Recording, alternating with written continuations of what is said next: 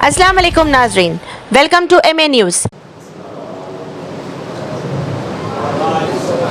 जैसा कि आप हज़रात सभी जानते हैं कि ये मरकज़ी सालाना जलसा 10वां सालाना जलसा है। यहाँ जो सुन्ना के ज़ेर इमाम जो 10 साल से मुसलसल जो है ये सालाना जलसा से मनाया जा रहा है। अल्हम्दुलिल्लाह हर साल इस जलसे को कामयाब बनाने के लिए नौजवान मोहल्ला बहुत मेहनती करते हैं। इसके अलावा मस्जिद आलाजा की इंतज़ामी कमेटी के तमाम हज़रात जो है इसमें भरपूर ताउन करते हैं। इससे पहले ये सालाना जलसा जामे मस्जिद सलमान फारसी में मुसलसल जारी रहता था। हज़रत की मुंतखबी मस्जिद वालाजा में होने से इस जलसे को यहाँ पर मुनक़िद किया जा रहा है। अल्हम्दुलिल्लाह इस जलसे की कामयाबी के लिए हज़रत भी बहुत ही जस्तजू में लगे हुए रहते हैं। तमाम नौजवानों मोहल्ला उसकी भरपूर जो है मेहनतों के साथ इस जलसे को कामयाब बनाते हैं। एक अशआर कहकर मैं जो है हज़रत को इस जलसे की मुखातबत के लिए कहूँगा। हर ज़र्रे को नजफ़ का नगीना बना दिया, हर ज़र्रे को नजफ़ का नगीना बना दिया, हमने हुसैन मरने को जीना बना दिया, हमने हुसैन मरने को जीना बना दिया। न मस्जिद ने न बैतुल्लाह की दीवारों के साए में, न मस्जिद ने न बैतुल्लाह की दीवारों के साए में नमाज़ इश्क़ अदा होती है तलवारों के साए में, नमाज़ इश्क़ अदा होती है तलवारों के साए में। हज़रत मौलाना शाह मोहम्मद आमिर शफ़ी ताहिरी अपने ईमान बस किताब से हम सब नारे तकबीर, नारे रिसालत, नारे हुसैन। तशरीफ लाए और हमारे मस्जिद बौली के जनरल सेक्रेटरी गुलाम रसूल साहब से भी मैं गुजारिश करूँगा कि वो अपनी मसला संभालें। चेयर इधर दो बेटे लेफ्ट साइड में, जिनको वाकई हाजत है उन हज़रात के लिए चेयर से मेहमान के साथ हज़रात तशरीफ फरमाएं।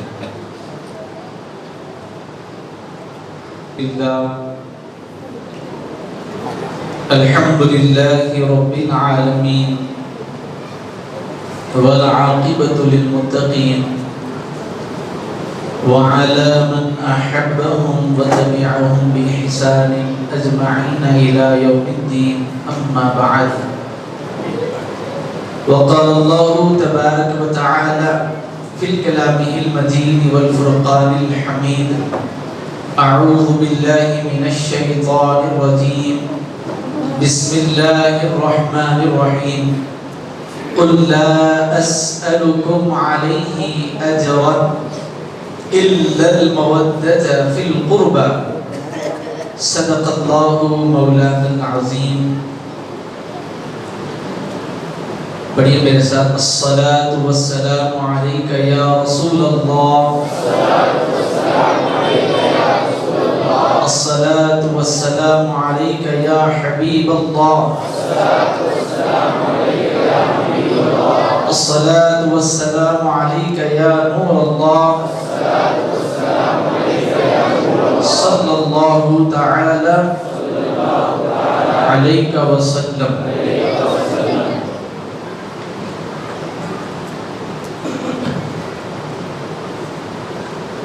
अल्लाह तबारक व तआला के फज़ल और उसकी इनायतों से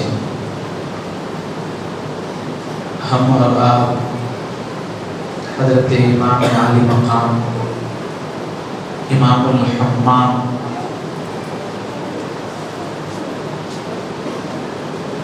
हुज़ूर के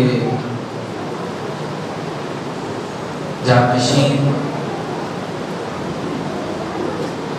वो जानाए मुस्तफ़ा ठंडक दिल की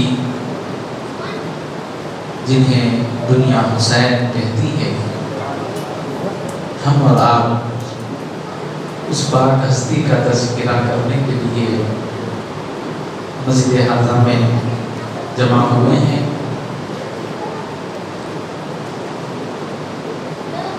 آپ کا اس اجلاس میں مسجد حاضہ کی کمیٹی کی جانب سے خیر مقدم کیا جاتا ہے، اور میں ان تمام نوجوانوں کو شکریہ کہوں کہ جنہوں نے اس اجلاس کی خاطر بڑی محنتیں فرمائی، اور MATV کا اور جناب تاج الدین نظامی صاحب کا میں شکریہ ادا کرتا ہوں، اور ہمارے مسجد کے دو مضبوط پلر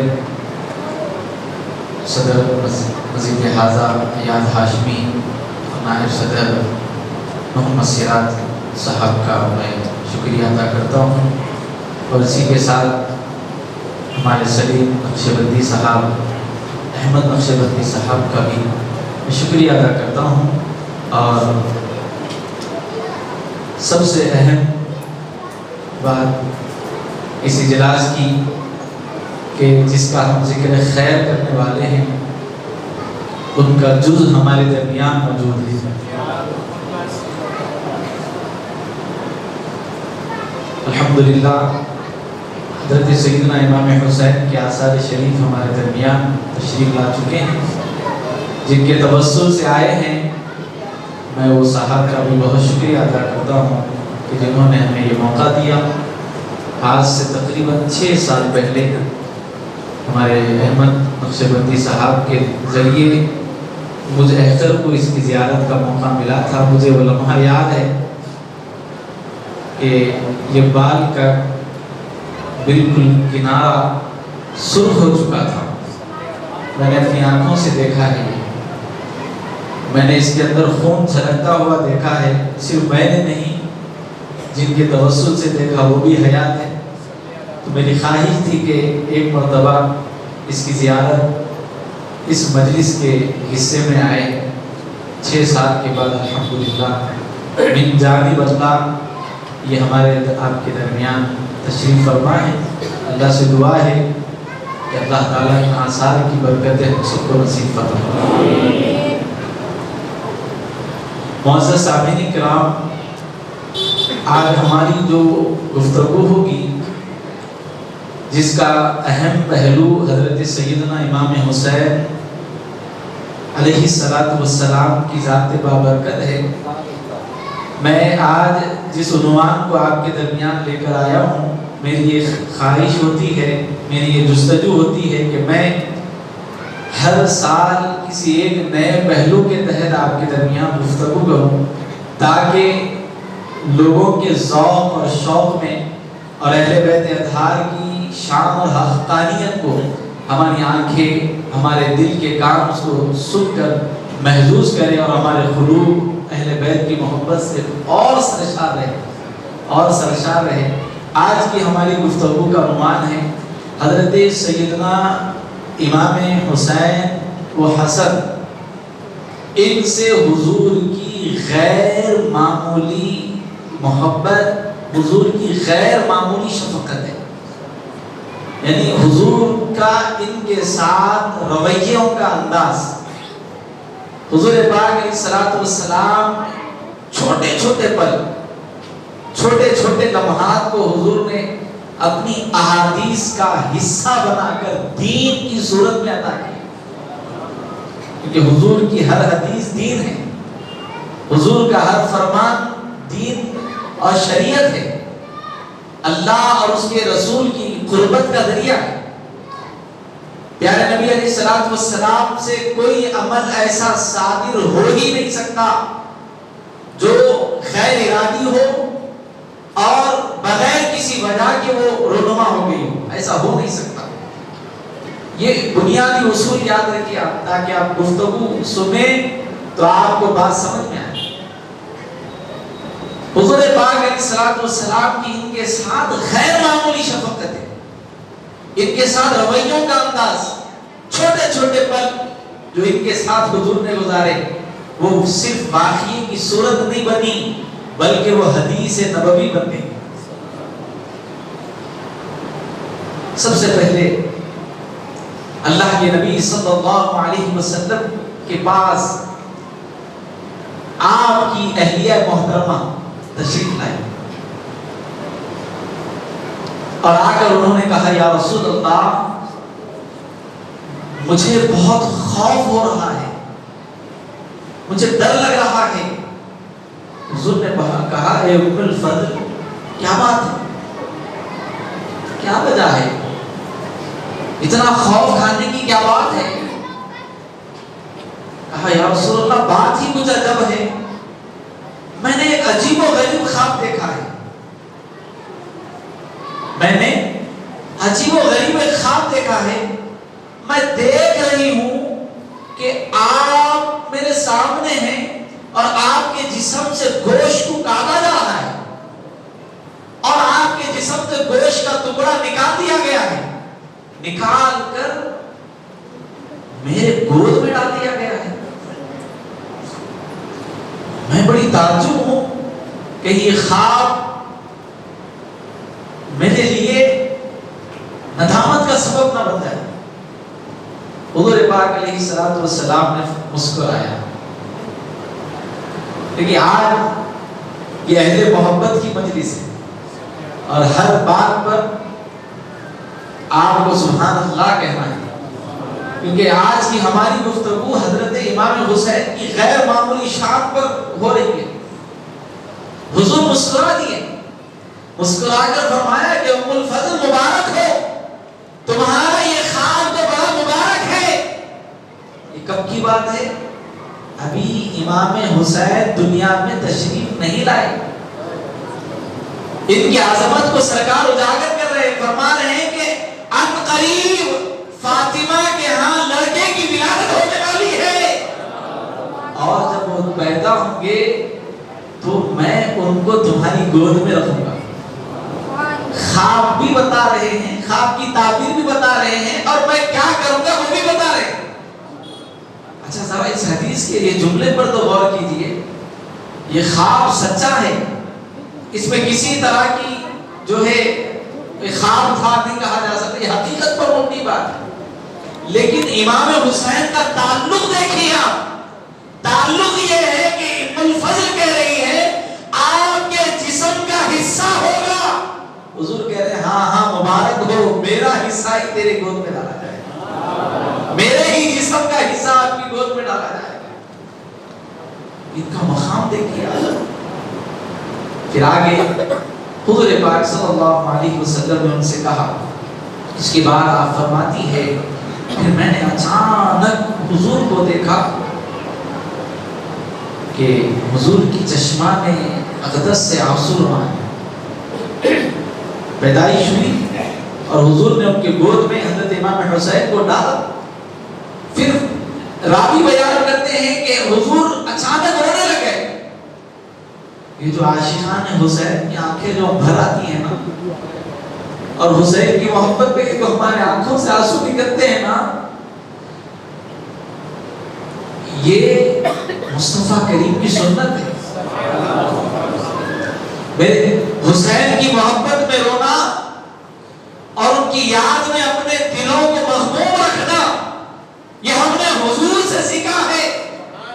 حضور پاک علیہ السلام کی چشمان اقدس پر سے آنسو روا ہے۔ حضرت ام الفضل کہتی یا رسول اللہ کیا وجہ ہے، آپ رو رہے ہیں؟ حضور پاک علیہ السلام نے کہا کہ ابھی میرے پاس جبرائیل آئے تھے اور انہوں نے آ کر مجھ سے کہا کہ حبیب کیا آپ اس بچے سے محبت کرتے ہیں؟ حضور نے فرمایا کہ اے جبرائیل بہت محبت رکھتا ہوں۔ یا رسول اللہ ان قریب آپ ہی کی امت کے لوگ، آپ ہی کا کلمہ پڑھنے والے، نمازیں پڑھنے والے، دین کے ماننے والے، جاننے والے آپ کے لختے جگر کو شہید کر دیں۔ کب بات ہو رہی ہے؟ ابھی پیدا ہوئے ہیں اور حضور امت کو آگاہ کر دیے ہیں کہ ان کی شہادت ہونے والی ہے۔ یہ حضور پاک علیہ الصلوۃ والسلام کا عمل ہے۔ اب حضور پاک علیہ السلام نے امت کو اس عمل سے بچانے کے خاطر اور ان کی اہمیت کو بتانے کے خاطر حضور نے کیسے کیسے معاملات ان کے ساتھ فرمائے، آئیے اب سنتے ہیں۔ حضرت علی فرماتے ہیں، امام احمد بن حنبل نے اس کو روایت فرمایا، امام حسن جب پیدا ہوئے تو میں نے ان کا نام حمزہ رکھا،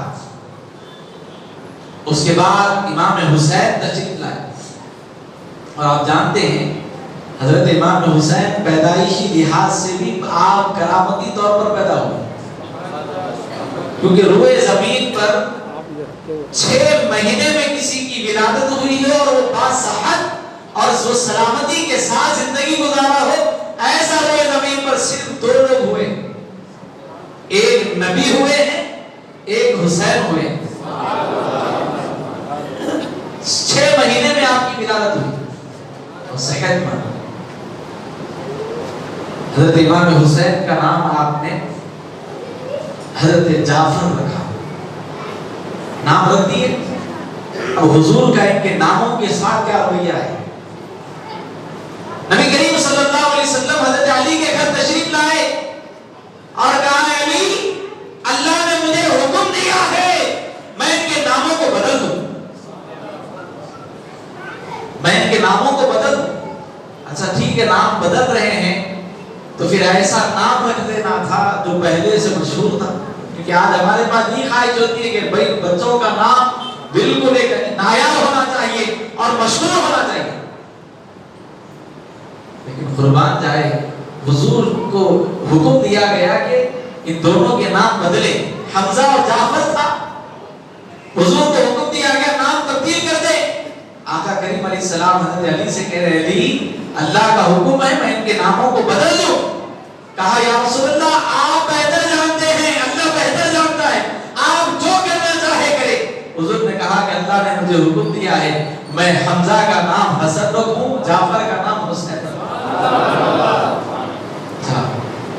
یہ ایسے عظیم نام، ایسی برکت، ایسے برکت والے نام کہ آج سے پہلے روئے زمین پر یہ نام کسی نے نہیں رکھے۔ نام ایسے کیوں نہ رکھے گئے؟ حضور فرماتے ہیں اللہ نے ان کے ناموں کا گمان کسی کو دیا ہی نہیں۔ حالانکہ بڑے بڑے شاعر، عربی بلاغت کے بڑے بڑے امام اور بلکہ اس پر درہ امتیاز رکھنے والے لوگ تھے، لیکن اس کے باوجود بھی یہ نام نہیں آئے۔ کیوں نہیں آئے؟ کیونکہ حضور کی حدیث بتا رہی ہے کہ یہ نام جنت کے حسن سے نکالے گئے۔ اللہ اللہ آگے بڑھ کر عارف نے لکھا ہے یہ نام جنت سے نہیں بلکہ رب کے حسن سے نکالے گئے۔ جیسے اللہ نے اپنے حسن کو چھپا کر رکھا، اللہ نے ناموں کو بھی چھپا کر رکھا تھا۔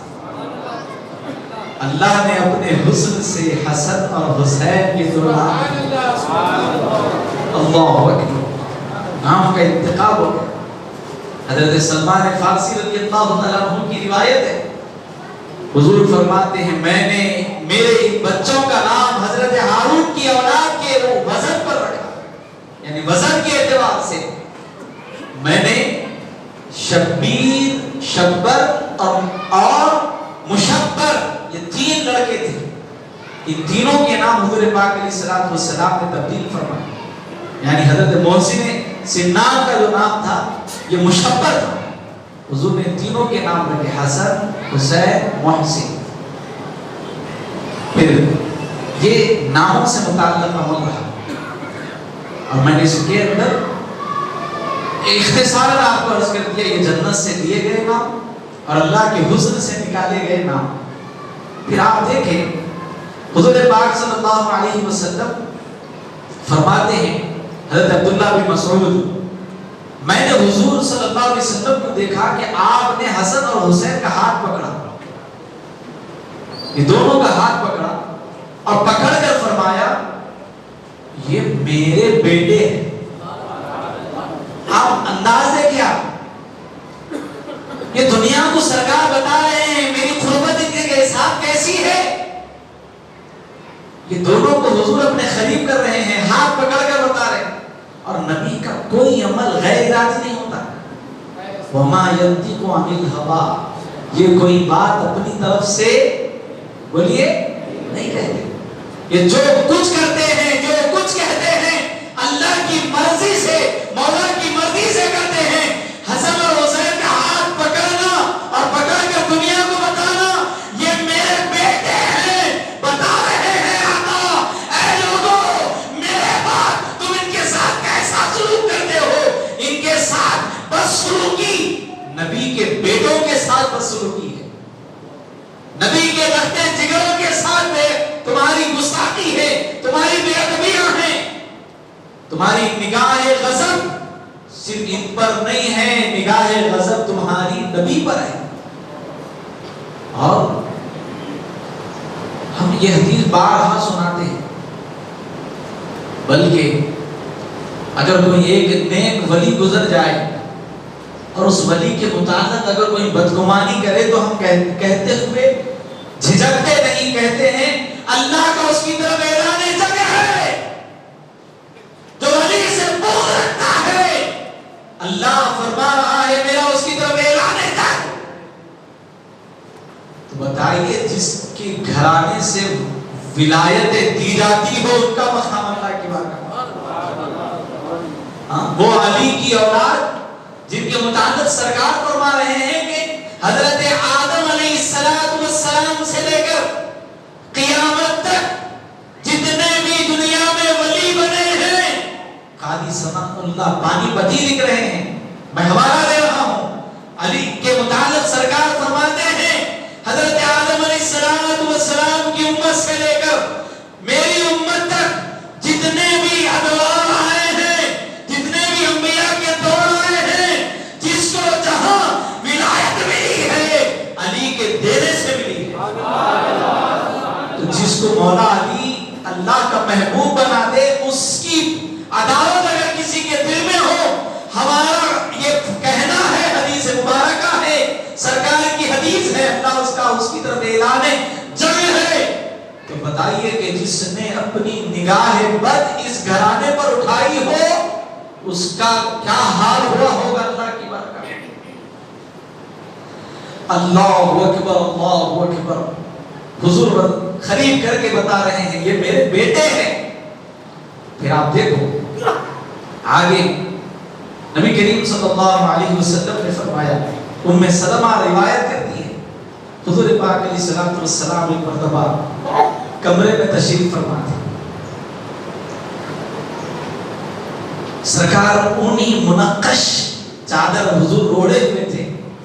میں آپ کو عرض کر رہا ہوں حضور کا کوئی عمل غیر ارادی نہیں ہوتا. یہ حضور کا اور بھی چادر تھی. حضرت ام سلمہ کا چادر کے نام کے ساتھ چادر کی نوعیت بتانا یہ ثابت کر رہا ہے حضور اہتمام کے ساتھ وہ چادر لے کر نکلے. اہتمام کے ساتھ وہ چادر حضور لیے اور کمرے میں آ کر آئے اور وہ چادر وسیع چادر تھی، اتنی بڑی چادر تھی کہ جس پر حضور کا مقصد حاصل ہونے والا ہے. یعنی حضور جو بتانا چاہتے ہیں وہ مقصد کے تحت وہ چادر ہے. آقا کریم علیہ السلام نے وہ چادر بچھائی اور خود بیٹھ گئے. اچھا دیکھیں آپ حضرت فاطمہ رضی اللہ تعالیٰ عنہ کا معمول بھی رہا ہے، کبھی آپ آ جاتی ہیں تو حضرت علی بھی غائب ہوتے ہوں گے، کبھی مولا علی آتے ہوں گے تو فاطمہ رضی اللہ عنہ نہیں آتی ہوں گی. ہوتا ہے نا گھر کے اندر آ رہے ہیں. کبھی ایسا ہوتا ہوگا کہ سیدہ فاطمہ تشریف لاتی ہیں تو اپنے بیٹوں کے ساتھ آ جاتی ہیں، حضرت علی رہ جاتے ہوں گے. لیکن یہاں پہ کچھ عجب معاملہ ہوا. یہاں پہ حضرت فاطمہ تشریف لائی حضرات حسنین کے ساتھ، علی نہیں آئے، حضرت علی نہیں آئے. حضور پاک علیہ السلام نے سیدہ فاطمہ اور حسنین کو اس چادر پر بٹھایا اور کہا کہ علی کہاں ہے؟ کہا یا رسول اللہ شاید وہ مسجد میں ہوں گے. کہا کہ جاؤ بلاؤ. حضرت علی کو بلوایا گیا. بلوانے کے بعد سرکار نے ان کو بٹھایا. نقشہ حدیث کا ایسا ہے حضور کے بٹھانے کا انداز بھی بڑا عجب تھا. یعنی حضور درمیان میں بیٹھے ہوئے ہیں, چاروں کونوں میں چاروں کو بٹھائے. ہم تو کہتے ہیں نا پنجتن پاک, کہتے سبحان اللہ. یہ تو پنجتن پاک, یہ جو لفظ نکلا ہے یہ اسی عمل سے نکلا ہے. ارے بھائی آپ ایسا کیسا بولتے تھے پنجتن پاک, کون سی حدیث میں آیا؟ بولے یہ حدیث میں آیا. ایک چادر ہے, 5 تن ہیں. ایک تن کا نام محمد ہے, ایک تن کا نام سیدہ زہرا ہے, ایک تن کا نام حسن ہے, ایک تن کا نام حسین ہے. چاروں تن بیٹھے ہیں. حضور فرماتے علی کہاں ہے؟ اس تن کی بھی یہاں ضرورت ہے. حضرت علی کو بلایا گیا. حضرت علی بھی ایک کونے پہ بیٹھے. اب بیٹھ گئے لیکن حضور کا رویہ دیکھیے. حضور نے کہا یہ کونا لو, یہ کونا, دونوں کونے اٹھائے, گھینٹی مار دی. یہ حضور کی گھینٹی چادر کی گھینٹی نہیں ہے, اہل سنت کے ایمان کی گھینٹی ہے. یہ ہمارے ایمان کی گھینٹیاں ہیں. تو میرے آقا صلی اللہ علیہ وسلم گھینٹی مار کر عقیدہ لے رہے ہیں, نظریہ لے رہے ہیں, ان کی اہمیت بتا رہے ہیں. گھینٹی مار دی, پھر ایک طرف سے اور ایک کونا, ایک طرف سے, دونوں طرف سے یہ گھینٹی مار دی گئی. اب یہ ہو گئے احاطے میں, چاروں طرف سے احاطہ بن گیا. یہ چاروں پانچوں چادر میں آ گئے.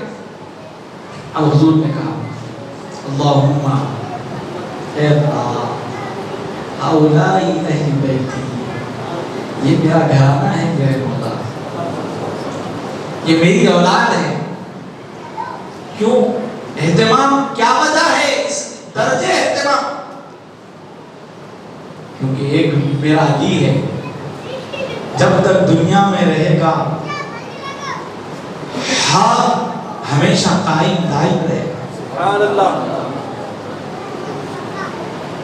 ایک میرا بیٹا حسن ہے جو دشمنان اسلام کے منہ پر تماچا مارے گا, اور 2 گروہ ایمان کے اندر ان کی جانوں کی حفاظت کرے گا. ایک میرا بیٹا حسین ہے جو کربلا میں اپنے نونہالوں کے ساتھ اپنی جانوں کا نذرانہ پیش کر کے دنیا کی حفاظت کرے. میں بڑا سوچتا رہا, حضور غیر معمولی طور پر ان سے انسیت, ان سے قربت کا بار بار ذکر فرما رہے ہیں. بات نکلی تھی ان کے لیے, اللہ کی بارگاہ میں دعا کرنے آتا ہے, اللہ یہ میری اہل بیت ہیں, ان سے ہر طرح کی آلودگی کو دور کر دے, ہر طرح کی ناپاکی ان سے دور کر دے, ان کے قریب میں آنے نہ. حضور کی یہ دعا یہ بتا رہی ہے کہ یہ جو شخصیات ہے کبھی دنیا پرست نہیں ہو سکتے. دنیا کی وقار, دنیا کی اہمیت ان کے نزدیک کچھ نہیں ہے. یہ میری اہل بیت ہے, ان سے ناپاکی دو. حضرت ام سلمہ کھڑی ہوئی تھی, آپ نے کہا یا رسول اللہ کیا میں اس چادر میں نہ آ جاؤں؟ بھئی میں تو بیوی ہوں آپ کی, یا رسول اللہ کیا میرا حق نہیں ہے اس چادر میں آ کر بیٹھنے کا؟ حضور نے فرمایا کہ ام سلمہ اللہ نے تم کو تو بہتر مقام پہ فائز کیا. آپ تو پوری امت کی ماں ہیں, آپ کا تو تعلق میرے جسم کے حصے سے ہے. عورت بھائی بسلی سے بنائی گئی نا. حضور نے ان کو بتایا کہ تم اب جان میری ہو, بہتر ہو, آج میرا مقصد کچھ اور ہے. یہ بات ہو گئی. اب اس کے بعد آپ دیکھیے نبی کریم صلی اللہ علیہ وسلم فرماتے ہیں, حضرت عمر نے اس کو روایت فرمایا, حضور پاک علیہ الصلوۃ والسلام ایک موقع پر بیٹھے ہوئے تھے. حضور نے کہا کہ ہر عورت کی اولاد اس کے شوہر کی طرف جاتی ہے. ہر عورت کی اولاد اس کے شوہر میں, بچی نکاح کر کے چلے گئی, جس گھر میں چلے گئی, جس کے ذریعے اللہ نے اولاد سے نوازا, وہ خاندان وہی گنا جاتا ہے. اگر بچی اگر کسی اور گھر کی ہو اور کسی کے ہاں بیاہ کر کے چلی جائے اور ننیال یہ کہے کہ یہ ہماری نسل ہے، یہ ہمارا خون ہے، تو دنیا والے کہیں کہ بھائی نواز خون کیسا ہو سکتے، نواز سے کیسا ہو سکتے، پوتروں کو بولیے آپ، یہ کہا جاتا ہے۔ لیکن حضور فرما رہے ہیں دنیا کا نظام اللہ کا بنایا ہوا ہے، یہ بالکل حق ہے، ایسے ہی ہے اور اللہ کو ایسے ہی پسند ہے، لیکن سوائے فاطمہ، سیدہ فاطمہ کو الگ رکھا، کہا کہ سوائے فاطمہ، فاطمہ کی اولاد کا حسب بھی میں ہوں، نسب بھی میں ہوں، فاطمہ کا حسب بھی میں ہوں، نسب بھی میں ہوں۔ پھر آگے حضور پاک علیہ الصلوۃ والسلام ایک اور روایت میں فرماتے ہیں قیامت کے میدان میں ہر سلسلہ نسب منقطع ہو جائے گا، باپ بیٹے سے بھاگے گا، بیٹا باپ سے بھاگے گا، ایسا منظر قیامت کا ہوگا۔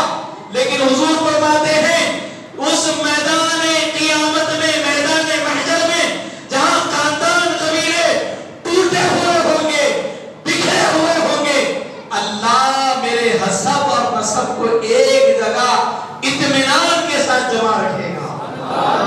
یعنی یہ بے چینی میرے نسب میں نہیں ہوں گی، یہ بے قراری میرے نسب میں نہیں ہوں گی۔ کیوں نہیں ہوں گی؟ کیونکہ وہ صحبت نبی میں ہوں گی، حضور کی صحبت میں ان کا حشر ہوگا، اور نبی کی صحبت میں ہو اور ان کا حشر بھیانک ہو، خوفزدہ ہو ہی نہیں سکتا۔ بلکہ ہم تو دیکھتے آئے ہیں سرکار دو عالم صلی اللہ علیہ وسلم نے ایک دسترخوان پر کھانا تناول فرمایا تھا۔ حضرت اماں عائشہ بیان فرماتی ہے حضور جس دسترخوان پر کھانا تناول فرما چکے، ہم نے اپنی زندگی میں کبھی اس کو دھویا نہیں، ہمارے دھونے کا انداز یہ تھا پانی سے نہیں دھوتے تھے، آگ میں ڈال دیتے تھے، آگ میں ڈال دیتے تھے۔ جب بھی کبھی ایسا محسوس ہوتا کہ اس سے سالن وغیرہ دور کر دیا جائے، کہ ہم میلا بھی نہیں بولیں گے، حضور کی کسی شے وہ جو استعمال ہوئی نبی کی، اس کو میلا بولنا بھی کفر ہے۔ انبیاء کا لباس اور ہمارے آقا کا لباس محترم ہے۔ کیوں محترم ہے؟ کیونکہ وہ نبی سے مس ہوا ہوا ہے، وہ مس ہوا ہوا ہے۔ حضور کا لباس جو حضور پہن کے اتار دیے وہ بھی محترم ہے۔ اگر کوئی اس کو بول دیا میلا، ہمارے پاس کفر ہے، متفقہ فیصلہ ہے، کفر ہے، ان کافر ہو جاتا ہے۔ دسترخوان کو آپ آگ میں ڈالتی، لیکن آگ کبھی دسترخوان کو نہیں پکڑتی کبھی۔ بلکہ حضور پاک علیہ الصلوۃ والسلام کے جسم اطہر کی شان یہ ہے، حضور کی ایک چادر تھی جس کو حضرت عائشہ رضی اللہ عنہا بھگاتی تھی، اور مدینے میں جتنے بیمار ہوتے تھے ان کو وہ پانی دیتی تو لوگ شفا کے طور پر اس کو پیا کرتے، بلکہ حدیث صحیحہ میں آیا اس سے شفا مل جاتی تھی۔ سبحان اللہ۔ حضور پاک علیہ السلام نے کہا ہر سلسلہ نسب منقطع ہوگا سوائے ہمارے۔ پھر آپ دیکھیں حضور کیا فرما رہے ہیں، حضور نے فرمایا، حضرت جابر روایت کر رہے ہیں، آقا فرماتے ہیں ہر ماں کے بیٹوں کا آبائی خاندان ہے جس کی طرف وہ منسوب ہوتے ہیں، سوائے فاطمہ کی اولاد کے، بس میں ہی ان کا ولی ہوں، میں ہی ان کا نسب ہوں۔ ولی کس کو بولتے ہیں؟ ولی اس کو کہا جاتا ہے جو بچوں پر ہر چیز سے اختیار رکھنے والا۔ بچوں والد جو ہے نا، یہ ولی ہے بچوں کا، یعنی بالغ ہونے تک بچوں کا پورا اختیار اس کے والد کو رہتا ہے۔ مثال کے طور پر نابالغی میں اگر بچے کا نکاح ہو رہا ہے تو ولی کی اجازت کے بغیر وہ نکاح نہیں ہو سکتا، ولی اجازت دے تو نکاح ہو، یہ ہے کام۔ اور ولی جو ہے اب یہاں پر اس حساب میں نہیں، بلکہ حضور پوری زندگی کے حساب میں سرکار حسنین کریمین کے متعلق فرما رہے ہیں میں حسن اور حسین کا ولی ہوں، یعنی ان پر پورا اختیار میرا ہے۔ اب یہ بات کہی اب دیکھیں حضور پاک علیہ السلام کے ساتھ کیسی شفقت ہے. حضور پاک علیہ السلام کیا کریں، خالی صرف زبانی طور پر نہیں بول رہے یہ میرے بیٹے ہیں میں ان سے محبت کرتا ہوں، نہیں، عملی طور پر بھی سرکار کا یہ رویہ ہے. آقا کریم صلی اللہ علیہ وسلم نے کیا کیا، نسائی اٹھائیے، امام جلال الدین سیوطی کو پڑھیے، انہوں نے لکھا ہے، حضرت عبداللہ بن عباس روایت کرتے ہیں حضور نے حسنین کریمین کی جانب سے 2 دمبے عقیقے کے طور پر قربان کیے. عقیقے بھی حضور نے اپنی جانب سے کیے. کیا بتا رہے ہیں؟ اور عقیقہ کیوں ہوتا ہے؟ عقیقہ کیوں ہوتا ہے؟ آج تک تو ہم سنتے ہیں ہمیں بچے کا عقیقہ کرنا. حدیث شریف میں آیا ہے جب تک بچے کا عقیقہ نہیں ہوتا بچہ رہن میں ہے، اللہ کے پاس رہن میں ہے. عقیقہ جیسے ہی ہوتا ہے رہن سے چھڑا لیا جاتا ہے. جیسے ہم کوئی چیز کسی کے پاس گروی رکھ کے کوئی پیسے لیے، جب تک ہم اس کو واپس نہیں لوٹائیں گے وہ چیز ہم کو نہیں مل سکتی. اللہ تعالیٰ بچوں سے ماں باپ کو پوری طور پر نفع اس وقت تک نہیں دیتا، پوری طور پر جب تک کہ باپ بچوں کا عقیقہ نہ کرے. تو بچے اپنے عقیقے کے عوض کیا ہے، گروی ہیں. حضور پاک علیہ السلام کا عقیقہ بتا رہا ہے ہر طرح کا حق اللہ سے مصطفیٰ کریم نے حسنین کے اس 2 دمبے کے ذبح کے ذریعے حق حاصل فرمایا، اپنے اور خرید کر لیے سرکار عقیقہ فرمایا. پھر آپ دیکھیں جب اتنی محبت حضور دے رہے ہیں تو بعض اوقات ہوتا علامہ مثنوی شریف کے اندر لکھا ہوا ہے کہ جب کوئی کسی کا محب ہو جاتا ہے یا عام طور پر ہمارے پاس یہ محاورہ ہے بولا جاتا ہے، اور ماں جو ہے اولاد سے امید سے ہو تو وہ جس کو سب سے زیادہ محبت کرتی ہے اس کا خیال اپنے دل و دماغ پر جمائیں. اللہ تعالیٰ اس کی اولاد کا حسن، اس کی اولاد کی صورت، اس کی اولاد کی خوبصورتی اس کے جیسی کر دیتا ہے. یہ ہم سنتے ہیں اور لوگوں کا رویہ بھی ہے، یہ ماننا بھی ہے کہ جس کا زیادہ خیال ہوتا ہے تصورات ہوتے ہیں. بلکہ بعض لوگ اللہ تعالیٰ کی پیدا کردہ چیزیں استعمال کرتے ہیں، جس بچے خوبصورت ہو، حسین ہو، جمیل ہو. دنیا کے اندر اللہ نے مصطفیٰ کو صورت میں ایک ہی مصطفیٰ پیدا کیا. شیخ الجامعہ مفتی خلیل احمد صاحب قبلہ نے حال ہی میں آپ نے خطاب میں فرمایا اللہ کا بھی کوئی شریک نہیں ہے، اللہ نے مصطفیٰ کا بھی کسی کو شریک نہیں بنایا. اللہ کا بھی کوئی شریک نہیں ہے، مصطفیٰ کریم کا بھی کوئی شریک نہیں ہے. کیا مطلب؟ اللہ نے مصطفیٰ صرف ایک بنایا ہے، مصطفیٰ جیسا کوئی دوسرا اللہ نے نہیں بنایا. لیکن حضور کی رنگت کسی میں آئی ہے، حضور کا حسن کسی کو دیا گیا ہے. کون ہے وہ؟ کون ہے وہ جس کو اللہ تعالیٰ نے حسن سے نوازا؟ حدیث شریف امام طبرانی بیان فرماتے ہیں حضرت علی راوی ہیں، اور آپ دیکھیں کہ باپ کوئی بات بیان کرے اور والد یہ کہتا ہوا بڑا اس کا دل گرم میں آ جاتا ہے. یعنی باپ یہ بولے میرا بیٹا ماموں پہ گیا، یہ بولنے میں والد ہچکچائے گا کہ ماموں کے اوپر چلا بھی گیا بچہ. تو باپ کچھ بار بار نہیں، ایسا نہیں، ہمارے دادا ایسے تھے ان کے جیسا ہے، کہیں کو سالے کی طرف ہوتا بار بار سالے کا ذکر. اور ہمارے پاس قانون بنا ہوا ہے سالوں کا ذکر خیر سے نہیں کرنا. ہمارے درمیان فیض چمن کی روحانی شخصیت کاروان سے ہمارے درمیان ہے، میں حضرت کا استقبال کرتا ہوں. قبلہ تشریف وہ کرسی ہے.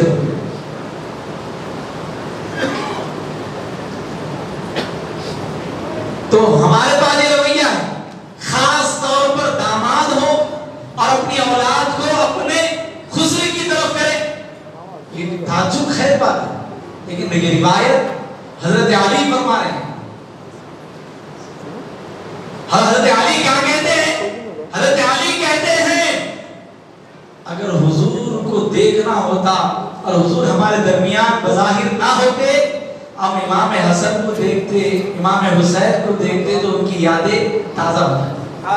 یعنی حسن سر سے لے کر سینے تک حضور کے جیسے اور سینے سے لے کر پیروں تک امام حسین حضور کی شبیہ تھی.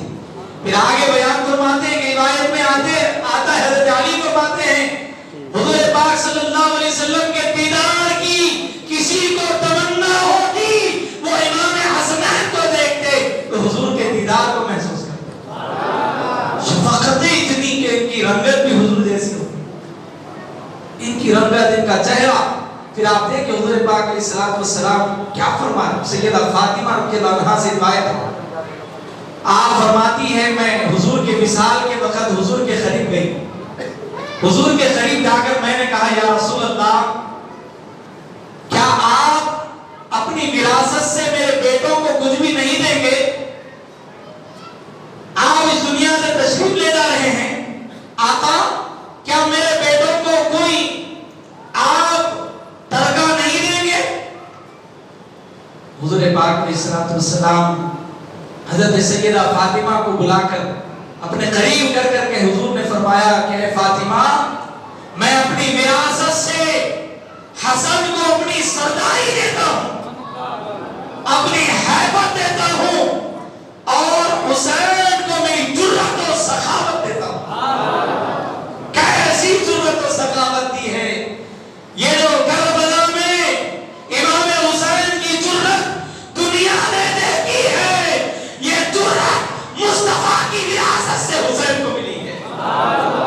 نعرہ تکبیر، نعرہ رسالت، نعرہ حسین. جوان علی اکبر کو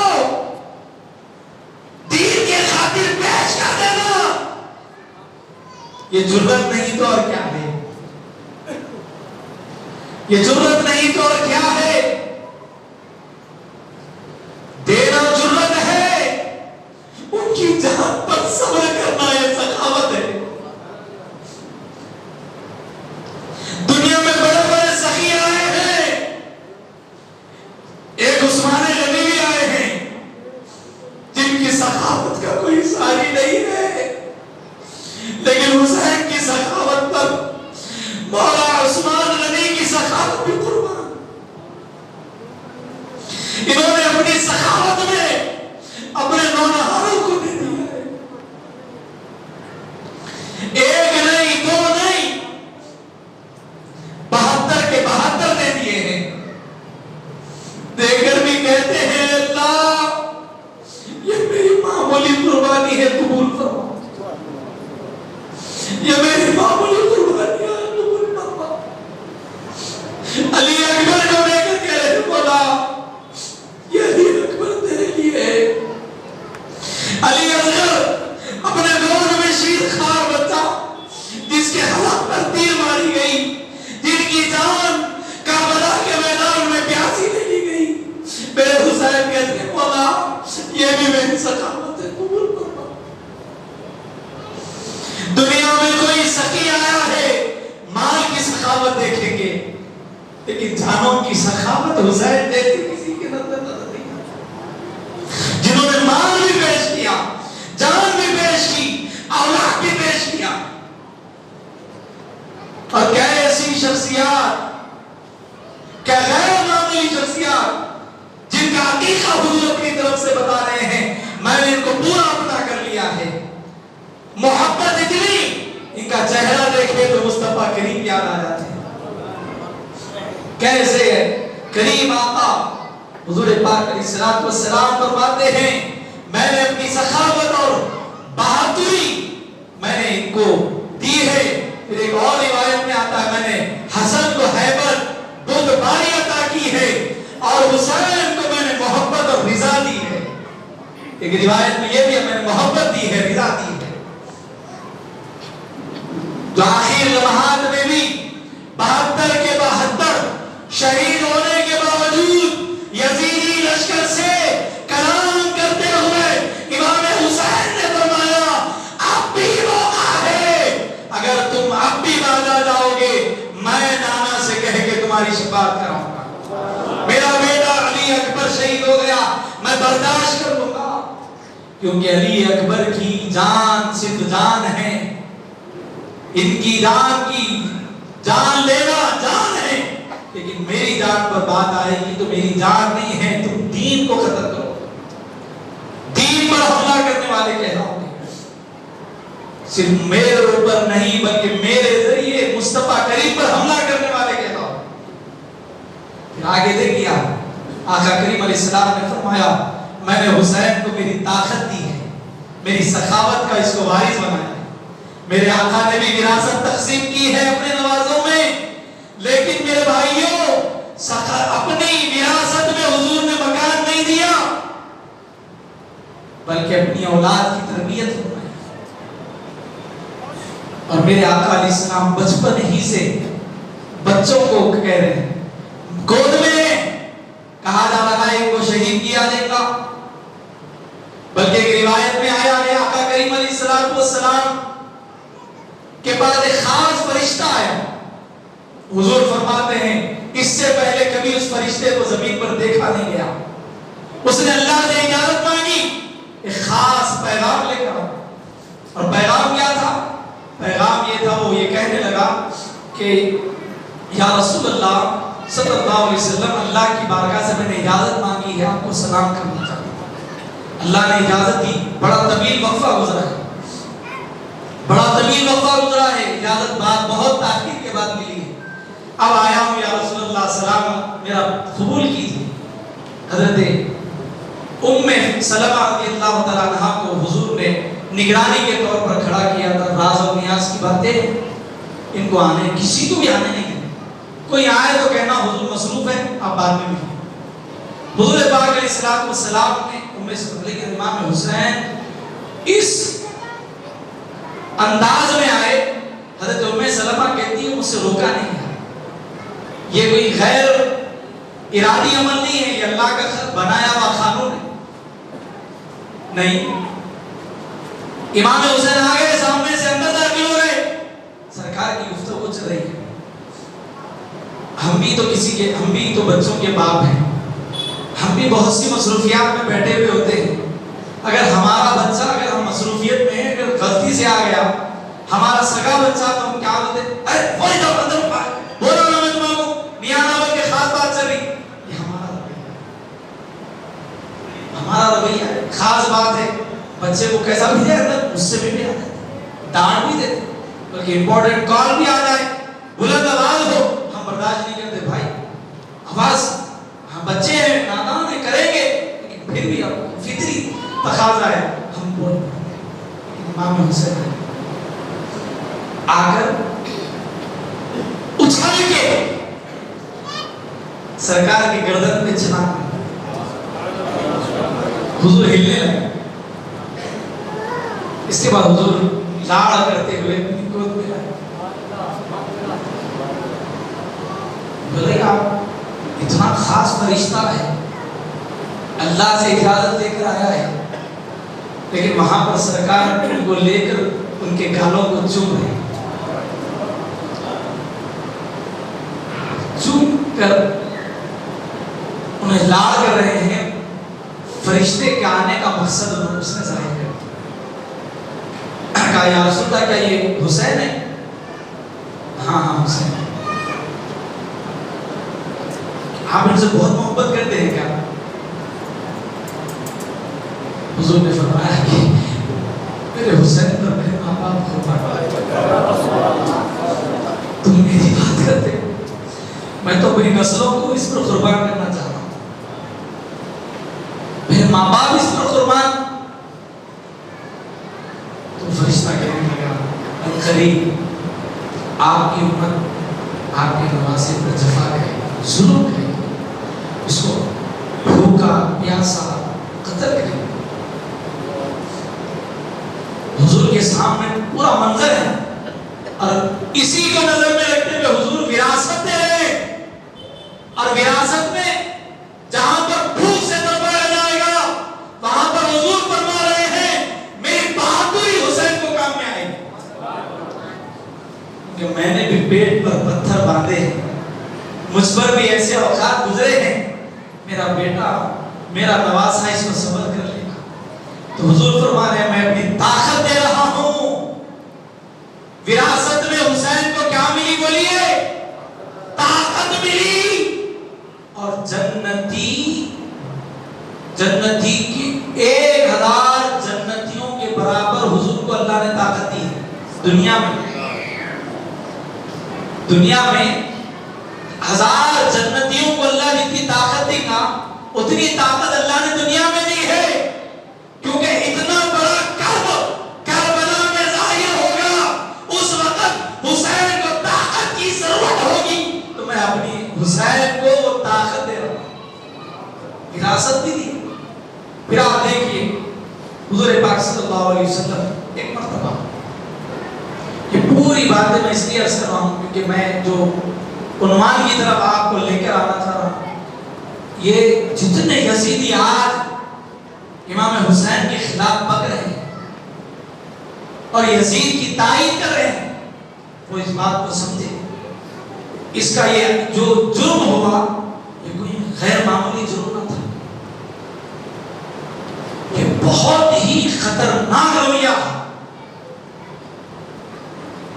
حضور پاک علیہ الصلوۃ والسلام راستہ طے کیے کسی مقام پر جا رہے تھے. اونٹنی پر سیدہ زہرا بھی موجود تھی اور آپ کے ساتھ امام حسین بھی تشریف فرما تھے. سواری پر سواری چل رہی تھی. اصول و ضوابط جو راستہ طے کرنے کی سنت کے موافق ہے حضور پاک علیہ الصلوۃ والسلام بالکل آگے نکل چکے تھے. یکایک امام حسین کے رونے کی آواز پیاس کی وجہ سے مولا حسین رونے لگے. کم سنی کی عمر میرے آقا کے کانوں میں وہ آواز پہنچی.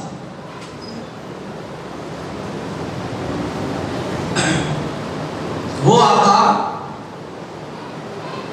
جو ابو جہل کے بچھائے ہوئے جال سے نہیں ڈرے, وہ آقا کریم جن پر طائف میں پتھر برسائے گئے تو حضور اتنا خوف زدہ نہیں ہوئے. یہاں حضور بے چین.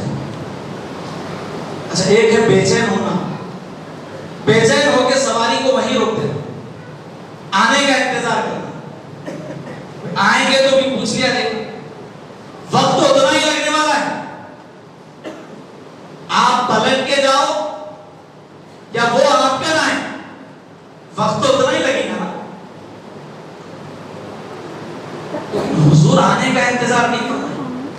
حضور بے چین اور بے قراری کے عالم میں اپنی سواری پلٹا دیے, پلٹا کے سیدہ فاطمہ کے قریب گئے اور پوچھا کہ میرا بیٹا کیوں رو رہا ہے.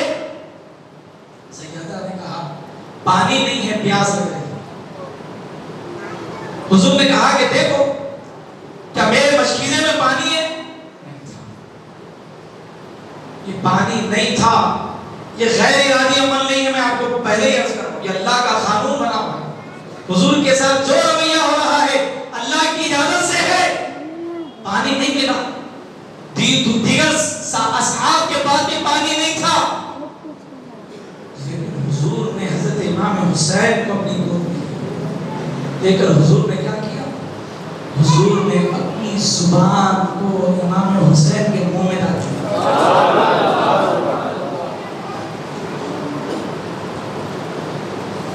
امام حسین مصطفیٰ کریم کے زبان مقدس کو چوس رہے ہیں.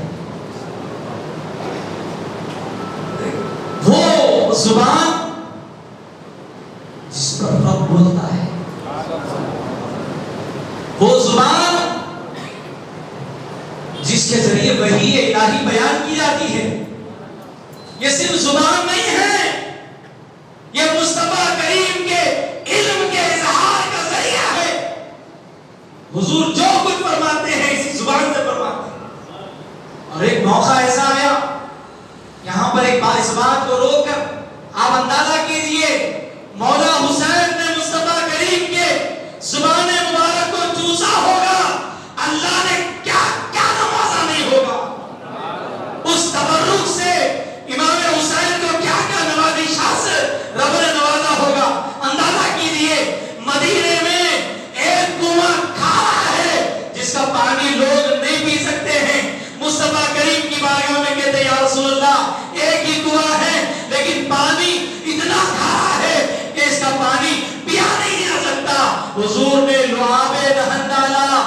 हुजूर ने जैसे ही लुआब दहन डाला वो पानी मीठा हो गया। तो ताज्जुब ये है, ठीक है वो पानी मीठा हो गया, हुजूर के लुआब दहन की बरकत है, बिल्कुल हक, बिल्कुल हक। आज भी वो कुआं मौजूद है। अच्छा ठीक है, जितना पानी जमा था वो मीठा हो जाता, बात समझ में आती, लेकिन सिर्फ उस वक्त के लिए नहीं, क़यामत तक के लिए पानी जो था, जो जमीन से निकलने वाला था, वो भी मीठा हो गया। सिर्फ वो मीठा हो गया तो समझ में आती बात, जो छर्रे से पानी निकलने वाला है वो भी मीठा हो गया। क्या मतलब? कहा कि मेरे दादा इस्माइल अलैहिस्सलाम ने एरिया रगड़ी थी, ज़मज़म निकला और मैं कुएं में पानी अगर डूब डाल दूं, अल्लाह उसको इतना मीठा कर दे क़यामत तक वो भी शीरी हो जाए। दादा की दिया पानी, सिर्फ वो मीठा नहीं बल्कि उसके बाद अब तक जो निकल रहा वो भी मीठा है। निजाम ही को सरकार ने बदल दिया, निजाम पीर को सरकार ने तब्दील फरमा दिया। जहां पर खारा निकलता था मीठा निकल रहा है। सिर्फ थोड़े दुआबे दहन की इतनी बरकतें हैं तो मौला हुसैन ने तो दिल भर कर मुस्तफा करीम की जुबान को चूसा है। अल्लाह ने आपके क़ल्ब को कितना नवाजा होगा, आपको कितना नवाजा होगा। इमाम हुसैन चुप हो गए। ये एक मरतबा हुजूर रास्ते से गुजर रहे थे मस्जिद नबवी की तरफ नमाज के लिए, सैयद रुकना है। इमाम हुसैन की रोने की आवाज ऐसी थी, सरकार गए फातिमा से रज़ी अल्लाह अन्हा से कहा कि फातिमा मेरा बेटा क्यों रो रहा? बोले सरकार घर में पानी नहीं है। हुजूर ने उठाया लुआब दहन, बिल्कुल ज़बान ऐसी गुजरी और इसके बाद हुजूर ने जुमला कहा कि फातिमा जरा ख्याल रखो, ख्याल रखो, पानी नहीं है तो बस से पहले पानी रख लो। क्या तुम्हें नहीं मालूम मेरे बच्चे का बेखरार होना मुझे तकलीफ देता है, कि मेरे बच्चे का बेचैन होना मुझे बेखरारी में डाल देता है, बेचैन कर देता है। एहतियात।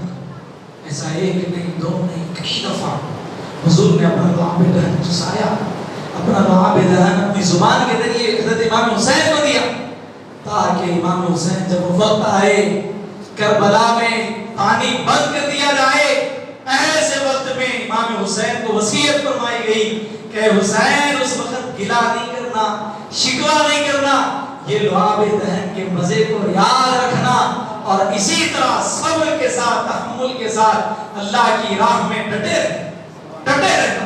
और मौला हुसैन ऐसे ही रहे, ऐसे ही रहे।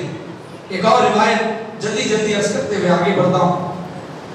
एक दफा सरकार दो आलम अलैहिस्सलाम मिंबर पर बैठे थे, मिंबर पर तशरीफ फरमा है, खुतबा इरशाद कर दिया और हुजूर की जिंदगी का मामूल रहा, हुजूर गुफ्तगू शुरू करने के बाद कभी दरमियान में कभी गुफ्तगू नहीं रोके, हुजूर की सुन्नत है।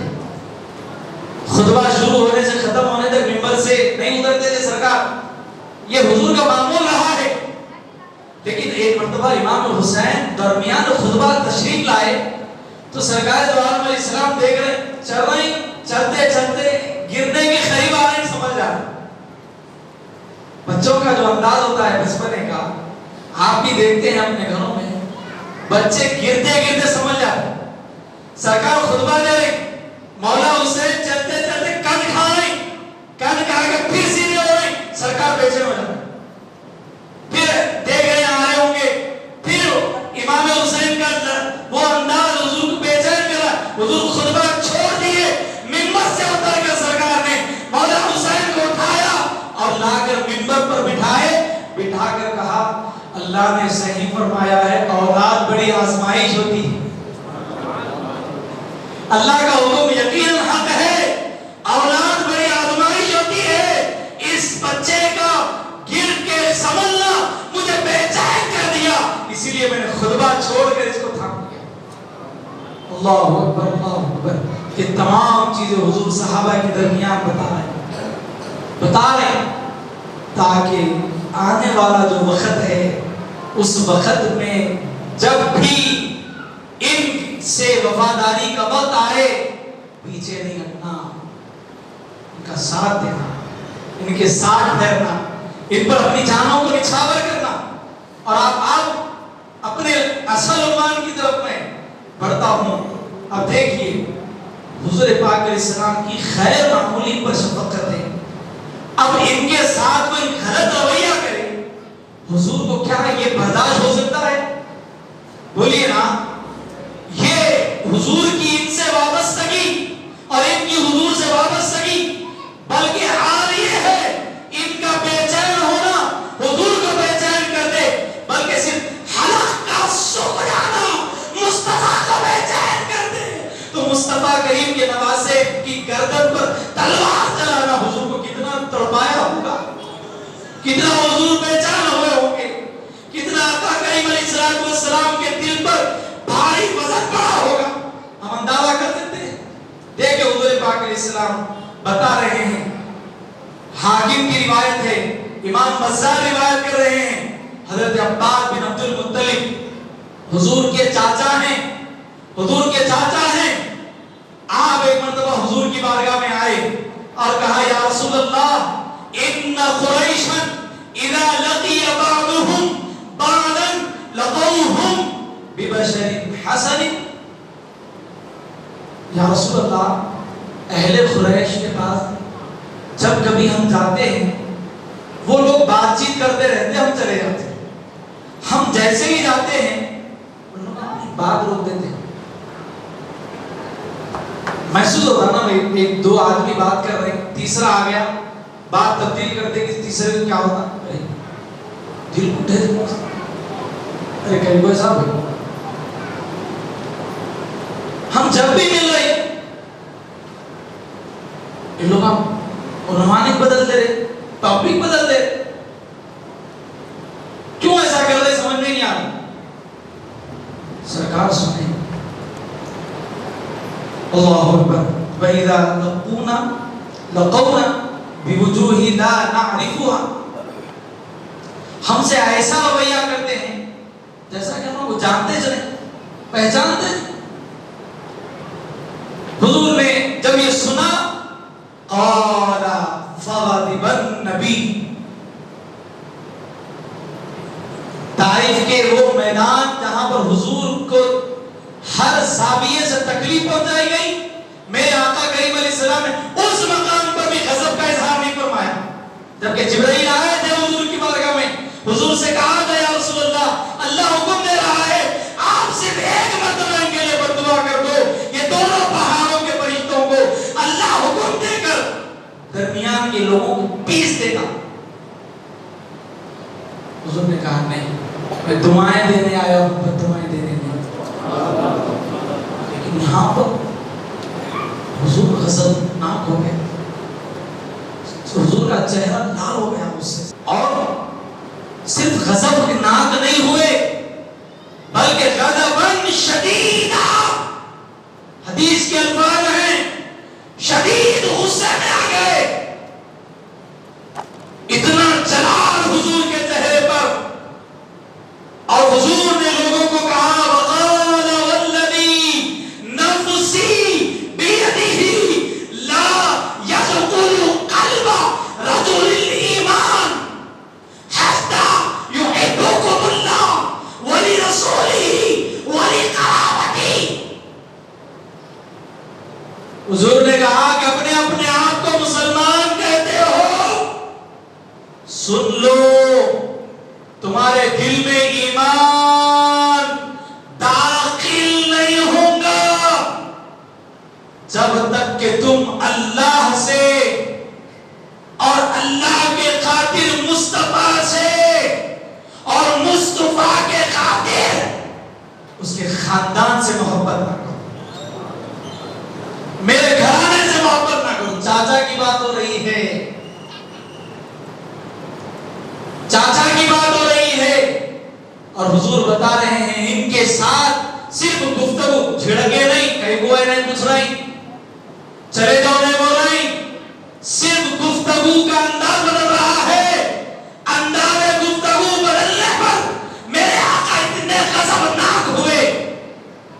حضور نے کہا کہ ایمان داخل نہیں ہو سکتا، تو مجھے کہنے دیجئے جو حضور کے گھرانے کو دیکھ کر بات بدل لے، حضور اس پر کہتے ہیں حسین کے خلاف یزید نے اپنا اقدام اٹھایا، حضور کا اس پر کتنا بڑا غضب ہوگا، اللہ کے حبیب کتنے اس پر غضبناک ہوں گے، وہ کس قدر اللہ اور اس کے رسول کے غضب کا شکار ہوگا، وہ تو محشر کے میدان میں ہم اور آپ دیکھیں گے، اور تائید کرنے والے لوگ اس کے ساتھ جلتے ہوئے دیکھیں گے۔ آئے گا وہ وقت، کوئی زیادہ دور نہیں ہے۔ حضور نے فرمایا دنیا تھوڑا ہے، سرمایہ ہے تھوڑا، جو باقی ہے وہ آخرت ہے۔ تھوڑی دنیا ہے، تم یہاں پر کہہ رہے ہو مولا حسین کو بھئی ایک ان کی آپسی جنگ تھی، یہ ان کا آپسی تناؤ تھا، وہ آپسی تنازع تھا، یہ دین کی لڑائی نہیں تھی۔ اللہ اکبر، یہ کہہ رہے ہو؟ ہمارے امام ہند کے راجا معین الدین چشتی نے تو کہا تم دین کی بات کرتے ہو، ہم تو کہتے شاہ است حسین، بادشاہ است حسین، دین است حسین، دین پناہ است حسین، تم صرف یہ کہتے ہو؟ ارے ہم تو شاہ بھی ان کو مانتے ہیں۔ جی ہاں، یہ متفقہ فیصلہ ہے، دنیا میں بادشاہ تو بہت ہوئے، شہزادہ صرف فاطمہ کے گھر میں پیدا ہوا، جسے حقیقی معنی میں شہزادہ بولیں گے، وہ سیدہ فاطمہ کے گھر پیدا ہوئے ہیں، جن کا نام حسن ہے، جن کا نام حسین ہے، جن کا نام محسن ہے، ان کی اولاد کے جتنے ہیں یہ ہے اصل شہزادے، یہ ہے شہزادے۔ تم اس کو یہ شہزادہ کہہ رہے ہو؟ بولے نہیں، کیا کہا معین الدین چشتی غریب نواز نے؟ شاہ بھی حسین ہیں، بادشاہ بھی حسین ہیں۔ تم یہ کہتے ہو، آگے بڑھ کر کہا دین بھی حسین ہے، دین کو پناہ دینے والے بھی حسین۔ دین، ہم کسی کے پناہ میں گئے تو ان کے احسان تلے رہتے؟ جی ہاں، جس کی پناہ میں چلے گئے اس کے احسان تلے ہم رہتے ہیں۔ دین کربلا سے لے کر قیامت تک حسین کی پناہ میں ہے۔ اب یہاں پر میں کوئی حدیث بولنے دو، مصطفیٰ کریم نے کہا حسین منی وانا من الحسین، حسین مجھ سے ہے، میں حسین سے ہوں۔ بات یہاں تک تو سمجھ میں آئی؟ بھائی حسین منی، حسین مجھ سے ہے، بات سمجھ میں آئی؟ یقیناً حضور نے ان کو اپنی خرابت کی وجہ سے کہا۔ تعجب یہ ہے حضور کیسا حسین سے ہوئے؟ بھائی نبیوں کے سالار ان سے کیسا ہوئے؟ حسین منی تو سمجھ میں آتا ہے، وانا من الحسین سمجھ میں نہیں آیا۔ جب کربلا کے میدان میں امام پہنچے تو حدیث سمجھ میں آئی، امام کربلا میں پہنچے تو حدیث سمجھ میں آئی۔ کہا فاطمہ کی کوکھ سے لے کر کربلا کے میدان تک حسین مجھ سے ہے، اور کربلا سے لے کے قیامت تک میں حسین سے ہوں۔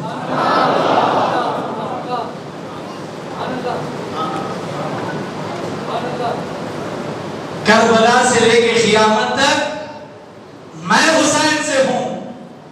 قتل حسین اصل میں مر گئے یزید ہے، اسلام زندہ ہوتا ہے ہر کربلا کے بعد۔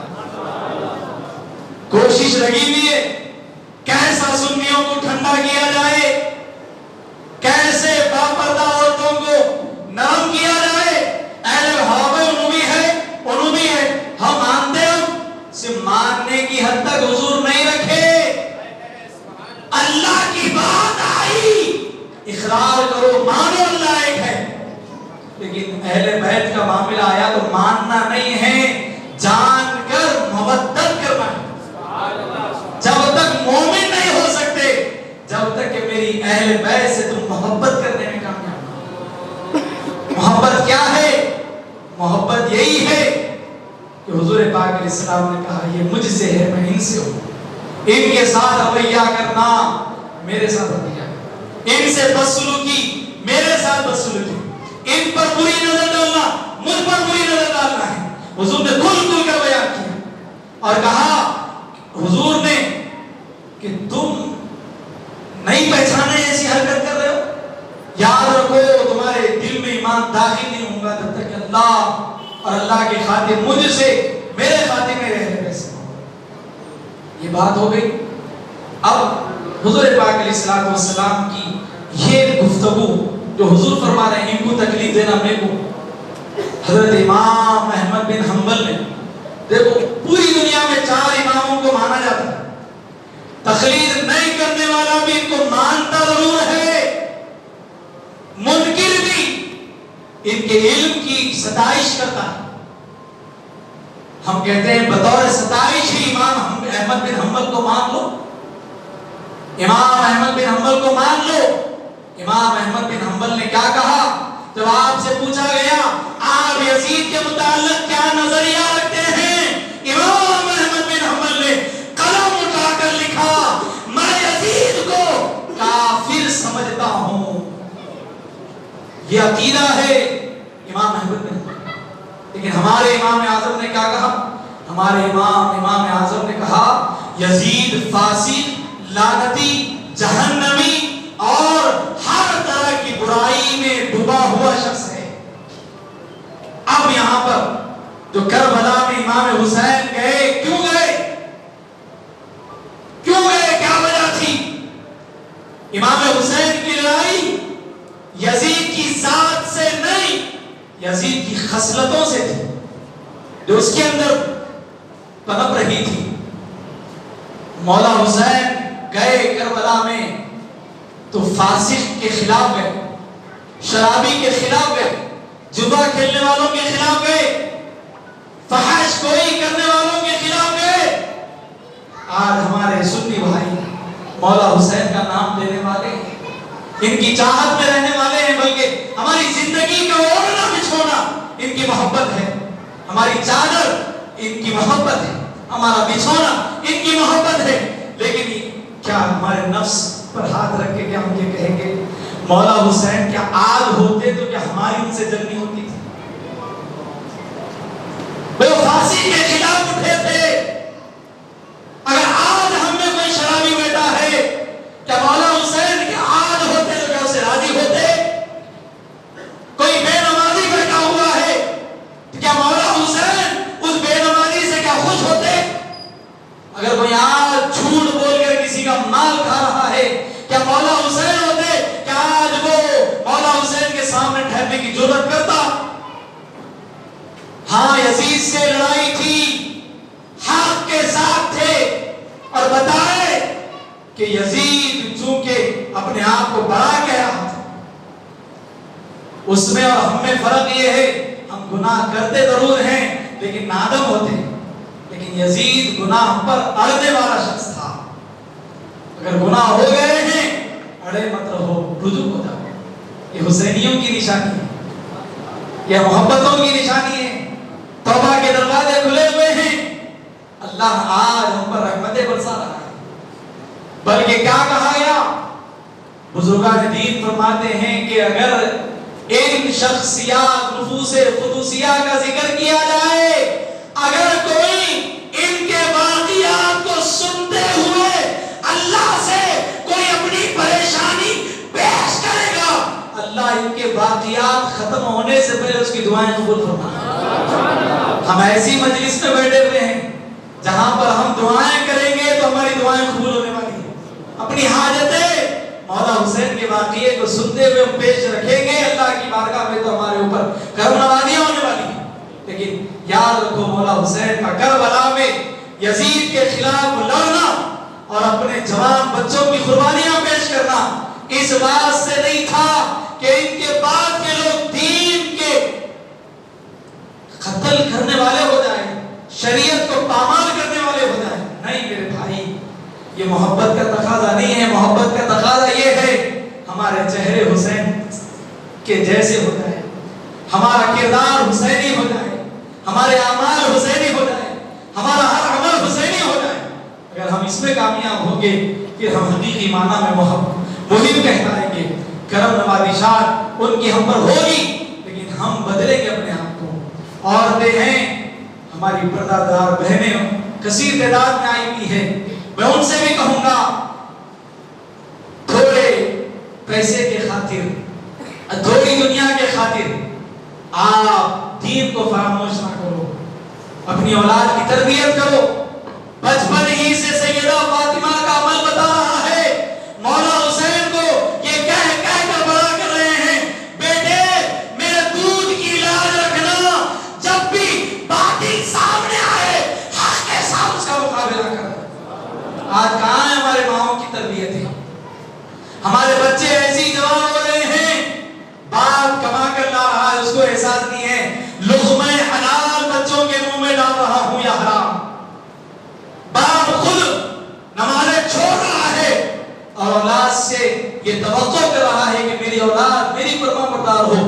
یاد رکھو اگر آپ یہ چاہتے ہو ہماری اولاد ہماری فرما بردار رہے آپ اپنے لیے محنت نہ کرو. اس کو در مصطفیٰ سے جوڑنے پر محنت کرو. اس کو اہل بیت سے جوڑنے پر محنت کرو. اس کو اصحاب رسول کے دروازوں پر لاؤ تاکہ ہماری اولاد ہماری فرما بردار ہو. اگر ہم اپنا مہم بنائیں گے تو پھر تھوڑے وقفے کے لیے رہے گا لیکن ان کی مہم بنائیں گے ان کا مہم بنائیں گے تو یقیناً ہماری تا حیات ہماری بچے ہماری قدر کریں گے. بلکہ حیات تو حیات ہے مرنے کے بعد یہی اولاد نجات کا ذریعہ بنے. سرکار فرماتے ہیں نیک اولاد کے ذریعے اللہ ان کے ماں باپ کی بخشش فرماتا ہے. نیک ماں باپ کے ذریعے اللہ ان کی اولاد کی بخشش فرماتا ہے. دونوں کا نیک ہونا ضروری ہے. یا ہم اگر تربیت منتقل نہیں کریں گے پھر ہمارے لیے پریشانیوں کا سدباب ہم خود اس کے ذمہ دار ہوں گے اور اس کا خامیازہ ہم اپنے ہاتھوں سے بھگتیں گے اپنی آنکھوں سے دیکھیں گے. یہی آپ سے چند گزارشات ہیں. مولا حسین کا یہ آخری جملہ جو کربلا کے میدان میں مولا حسین نے یزیدیوں کے سامنے کہا. جب امام حسین نے پوچھا کیا تم ہمیں مہلت دو گے ہم عبادت کرنا چاہتے ہیں. جمعہ کا دن ہے نمازیں چھوڑنے کی ہماری عادت نہیں ہے. شمر بن نعیم ابن زیاد ابن سعد ظالموں نے کہا حسین اچھا بہانہ بنا رہے نماز کا. اتنی جانیں پیش کرنے کے بعد حضرت عباس کو دے دیے. غازی عباس شہید ہو گئے. علی اکبر شہید ہو گئے. حضرت علی کے جتنے صاحبزادے تھے وہاں پر شہید ہو گئے. امام حسن کے شہزادے شہید ہو گئے. حضرت زینب کے شہزادے شہید ہو گئے. لیکن اس کے باوجود سامنے کوئی نرمی نہیں. آگے آخری سجدہ کرنا چاہتا ہوں جس کو ابھی ہمارے خوبصورت نعت خان سے آپ نے سماعت کیا. حضرت امام حسین نے ان سے اجازت مانگی لیکن انہوں نے اجازت نہ دی. پھر آپ نے کہا کہ ٹھیک ہے. پھر آپ نے تیمم فرمایا. روایتوں میں تیمم سے آپ نے نماز کا آغاز کیا. پہلے سجدے میں ہی تھے. شمر لعین امام حسین پر سوار ہوا اور امام حسین نے اس کو دیکھا تو کہا کیا تیرا نام شمر ہے؟ اس نے کہا ہاں. مجھے میرے مصطفیٰ کریم نے کل رات خواب میں آ کر فرمایا تھا کہ تجھ پر ایک سور سوار ہوگا جس کے جسم پر ایک دھبا ہوگا وہ تجھ پر رحم نہیں کرے.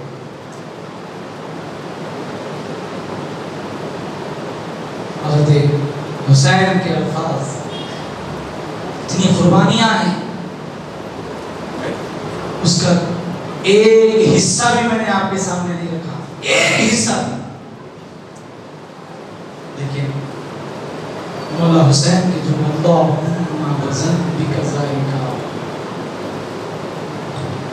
آج راحتوں کے دن ہمارے اوپر آئے ہیں. تھوڑی تکلیف کا مرحلہ آ گیا تو ہم شکوہ شکایت کرتے ہیں، آخر ایسی کیا غلطی ہو گئی اللہ میرے سے دشمنی نکالا، آخر ایسا کیا ہے بار بار مجھے ہی تکلیف دی جا رہی ہے؟ یہ ہمارے رویے ہیں۔ اللہ حضور نے کہا کہ میں نے اپنی بہادری، اپنی شجاعت، اپنی سخاوت حسین کو وراثت میں دی ہے، تو امام حسین کہہ رہے ہیں اللہم رزقنی رضائک، کہا کہ اللہ حسین تجھ سے راضی ہے، ہر مشکل میں حسین تجھ سے راضی ہے۔ جوان بیٹے کی لاج اٹھائے اور حسین تجھ سے راضی، تیری تقدیر تو جو لکھ دیا اس پہ راضی، وَصَبْرًا عَلَىٰ بَلَائِكَ، جتنی مصیبتیں آئی میں نے صبر کیا، تسلیماً لِأَمْرِكَ، میں نے ہر چیز کو تسلیم کیا۔ میرے مولا تو بھی تو بتا حسین سے راضی ہوا یا نہیں ہوا؟ آواز آ رہی تھی اس پیاسے پر، علی شیر خدا کو ناز ہے، اس نواسے پر محمد مصطفیٰ کو ناز ہے، اور نے بھی سجدہ کیا پر تیرا عجب انداز ہے، تو نے وہ سجدہ کیا جس پر خدا کو ناز ہے۔ اے حسین تجھ پر سلام، تجھ پر سلام، لاکھوں کروڑوں سلام۔ کربلا کے میدان میں حق کے سامنے نہ جھک کر یزید بظاہر حسین شہید ہوئے، دنیا میں شاید یہ واحد جنگ ہوں گی، یہ دنیا میں ایک واحد جنگ ہوں گی تو بظاہر شکست کھانے والے جیت گئے، یزید جیت کر بھی ہار گیا۔ جب امام حسین کا نیزے پر سر اٹھایا گیا اور اٹھا کر بطور فخر لوگ کہہ رہے تھے کہ دیکھو ہم جیت گئے، حسین کا گلا کٹ گیا، ہم جیت گئے، انہی کے لشکر میں سے کسی نے آواز دی یہ کیسی شکست ہے، یہ کٹ کا بھی سر بلند ہے، یہ کٹ گیا ہے پھر بھی اس کا سینی کا سر بلند ہے۔ اللہ اکبر، شرمندہ ہو گئے اور دنیا کو بتا گئے، صبر دے گئے، حسین حق کے لیے جان چلے گئی تو وہ ہار نہیں ہے، وہ جیت ہے، وہ جیت ہے۔ یزید کٹ گیا، مٹ گیا، حسین کل بھی زندہ تھے، حسین قیامت تک زندہ، حسین قیامت، گھر گھر میں دیکھو حسین زندہ۔ ارے کربلا کے بعد کسی ماں نے اپنے بیٹے کا نام یزید نہیں رکھا، اس سے بڑی ہار کیا ہے؟ حسین ہر گھر میں نظر آئے، دم ہے تو تمہاری خود کی اولاد کا نام رکھ کے بتاؤ، تم شرماؤ گے نام رکھنے کے، حالانکہ معنی اس یزید کے لفظی معنی کوئی خراب بھی نہیں ہے، بلکہ اس سے قبل بہت سے صحابہ کے نام یزید تھے، لیکن اس کے بعد کیا معلوم جس کے خلاف آئے ہو ان کے خلاف آ جانا بد دھبا ہو جانے کے بعد اور دھبا ہو گئے۔ آج دیکھو کتنے بیٹے تھے یزید کو، 10 بیٹے یزید کے، ایک روایت میں 12 بیٹے، آج ایک بھی نہیں ہے، لیکن حسین نے صرف ایک بیٹا دیا دنیا کو، جسے دنیا امام زین العابدین کہتی ہے، ایک بیٹا دیا، لیکن آج دیکھو انہی کی اولاد ہر جگہ پھیلی۔ امام حسین کا سلسلہ نسب، بلکہ ان کی اولادوں میں ایسے امام ہوئے، روایت سنا رہا ہوں، جگر بڑا رکھو، حضرت عیسیٰ علیہ السلام قیامت کے قریب جب آئیں گے، جب آپ آئیں گے، نماز عصر کا وقت ہوگا، آپ سے کہا جائے گا اے روح اللہ امامت کروائیے، روح اللہ کہیں گے میری خواہش ہے فاطمہ کے بیٹے کے پیچھے نماز پڑھنا۔ नारे रिसालत, नारे हुसैन, नारे हुसैन। हज़रत ईसा अलैहिस्सलाम कहेंगे यहाँ इमामत करवाने नहीं बल्कि इक़्तिदा करने आया हूँ। हज़रत इमाम महदी के पीछे हज़रत ईसा अलैहिस्सलाम नमाज़ अदा करेंगे और दुनिया देखेगी अपनी आंखों से अल्लाह ने इनके रुतबे कभी गिराए नहीं, हमेशा बाकी रखे। सादात का मकाम मर्तबा हमेशा वैसा ही है जैसा जब था। शख्सियत अगरचे हमारे से रूपर्दा है, लेकिन उन पर जो हुक्म सादिर था आज के सादात पर भी वही हुक्म सादिर। इन पर भी ज़कात लेना हराम, सदका का खाना हराम, इनकी इज्जत इनकी तौहीन आज भी बाकी है। इज्जत अल्लाह ने आज भी इनकी बाकी रखी है। यजीद कल गया मिट गया, हुसैन कल भी जिंदा थे, आज भी जिंदा है, क़यामत तक जिंदा रहेंगे। ये है इनके घराने की बात। और क्या हाल है, क्या हाल है। इमाम ज़ैनुल आबिदीन एक हैं, वाक़िया मैंने पिछले दर्स में आपको मैंने सुना दिया, यूट्यूब पर वो बयान मौजूद है, आप सुन सकते हैं। लेकिन उसके आगे एक मर्तबा इमाम ज़ैनुल आबिदीन, इमाम सज्जाद जिनको कहा गया है, इमाम सज्जाद एक मुकाम पर बैठे हुए हैं। एक यजीदी लश्कर का एक शख्स आया इमाम ज़ैनुल आबिदीन के पास, आकर कहने लगा कि इमाम ज़ैनुल आबिदीन प्यास लगी है, पानी दीजिए। वो पानी जो फिराज का रोक दिए थे, उन लश्करियों में वो शख्स था जो नहर के पास निगरान था, वो आया और आकर कहने लगा कि पानी की प्यास लगी है, पानी दीजिए। इमाम ज़ैनुल आबिदीन ने कहा लीजिए, पानी पेश किया। उन्हीं भी पानी पी के चले जाना था। इनकी याददाश्त को आजमाने गया, पूछा कि शायद आप मेरे को नहीं पहचाने, शायद क्या बोला, आप मेरे को भूल गए, शायद आप मेरे को याद नहीं रखे। इमाम ज़ैनुल आबिदीन अब तक नीचे मुंडी रखे हुए थे, उठाए तो आंखें से आंसू जाए। इमाम सज्जाद, इमाम ज़ैनुल आबिदीन जिनकी नस्ल से माबाकी इमाम दुनिया में आए, इमाम महदी जिनकी नस्ल से आएंगे, वो इमाम ज़ैनुल आबिदीन ने अपनी सखावत का इजहार करते हुए कहा, सुन, वहां तेरा इख्तियार था, यहाँ हुसैन की औलाद का इख्तियार है। वहां तूने अपनी नस्ल का प्रूफ दिया है, यहाँ मैंने हुसैनी होने का प्रूफ दिया है। तूने अपना शजरा वहां जाहिर किया, मैंने अपने शजरे को यहाँ बताया है। ये तेरा रवैया है, ये मेरा रवैया है। ये पानी पी ले, लेकिन क़यामत के दिन आबे कौसर पर जब आएंगे, अल्लाह यकीनन ऐसे फरिश्तों को मुकर्रर करेगा जो इनके चेहरों को काला कर देंगे, जहन्नम की तह में जाएंगे, अज़ाब इनका मुखद्दर बनेगा और इनकी नस्लें जितनी इनसे कब्ल नेक थी उनको छोड़कर इनकी नस्लों को अल्लाह ने तबाह कर दिया है, बर्बाद कर दिया। अल्लाह हिदायत नहीं दिया इनको। यहाँ तक के यजीद का एक बेटा था, उसके मुताल्लिक़ रिवायतों में आया है बड़ा नेक था, अल्लाह की हमेशा उस पर लानत। उसका बेटा लानत भेजा। जब कहा गया कि आपके वालिद के आप मसनद पे बैठिए, बेटे ने कहा कि मुझे अहले बैत की खून की बुआ दी है।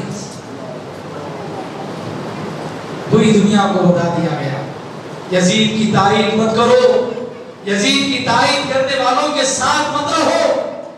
होगा क्या, दुनिया तो ऐसे तैसे गुजर जाएगी, वहां नजर आएंगे तो सिर्फ वो नूर वाले चेहरे नजर आएंगे, नूर वाले चेहरे, सिर्फ नूरानी चेहरे नजर आएंगे।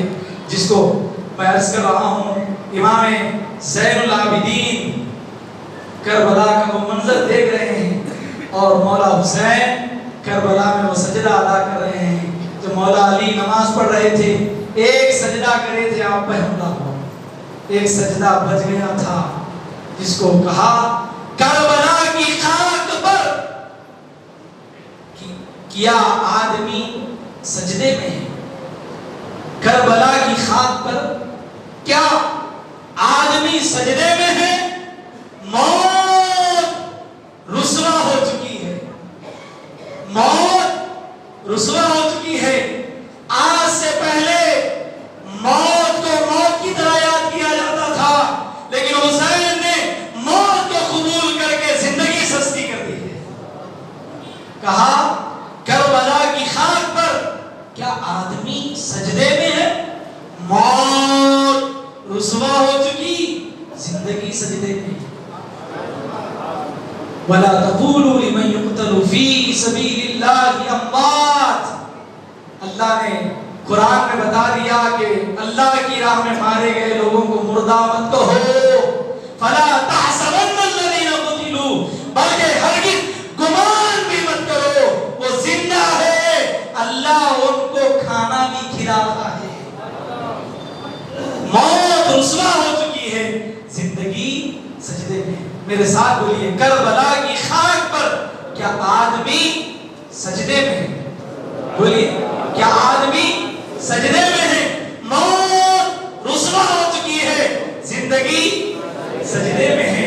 وہ جو سجدہ علی کا بچ رہا تھا وقت فجر، وہ جو سجدہ علی کا بچ رہا تھا وقت فجر، فاطمہ کا لال شاید اب اسی سجدے میں ہے، فاطمہ کا لال شاید اب اسی سجدے میں ہے۔ وآخر دعواہم ان الحمدللہ رب العالمین وما علینا الا البلاغ۔ دعائے عاشورہ پڑھی جائے گی، اس کے بعد اختصار دعا ہوگی، پھر انشاءاللہ تعالی زیارت کا اہتمام ہوگا۔ ایک صاحب نے سوال کیا کہ محرم کے موقع پر لوگ روزہ رکھتے ہیں اور شربت بھی بانٹتے ہیں، کیا یہ درست ہے؟ تو یہ یاد رکھیے یہ احسان ثواب ہے، اور آج کے دن خاص یہ اہتمام یزیدیوں کے لیے جواب ہے۔ تم اختیار رکھ کے بھی نہیں دیے، ہم تو بے اختیار کی محبت میں بانٹے دیے۔ یہ احسان ثواب ہے، اور احسان ثواب حدیثوں سے ثابت ہے۔ آج اس نے سال کے 12 مہینے امام حسین کی جو ہے آبشار میں آپ شربت بانٹیے، لنگر، کوئی اس میں قباحت نہیں ہے۔ روزہ رکھنا پیارے نبی کی سنت ہے، اور عجب بات ہے، عجب بات ہے، اور عجب بات یہ ہے کہ جتنے انبیاء کے طریقے رہے ان کے ساتھ ان کی شریعت کے بھی معاملات تبدیل ہوئے، لیکن اس عمل کو حضور نے باقی رکھا۔ یہ دراصل بنی اسرائیل کا عمل تھا، آج کا روزہ رکھنا یہ بنی اسرائیل کا عمل رہا ہے۔ حضور نے اپنی امت کو اس پر سنت قرار دیا، واجب نہیں ہے، سنت ہے۔ کیوں؟ تاکہ میرے لخت جگر امام الحمام کی پیاس کا احساس ہو سکے۔ شاید وہ حضور نے اس واسطے سنت قرار دیا تاکہ ہم امام حسین کی بھوک اور پیاس کے اس معاملے کو یاد رکھ سکیں۔ شاید حضور نے اسی واسطے قائم کیا ہوگا، اور ہمارے لیے حضور نے فرمایا یہ سنت ہے۔ فرمایا کہ یہودیوں کی مخالفت کرو، 9 10 10 11 کا روزہ رکھو، کوئی ایک روزہ بھی رکھتا ہے ہو جاتا ہے، 2 رکھنا زیادہ اجر کی بات ہے۔ الحمدللہ رب العالمین۔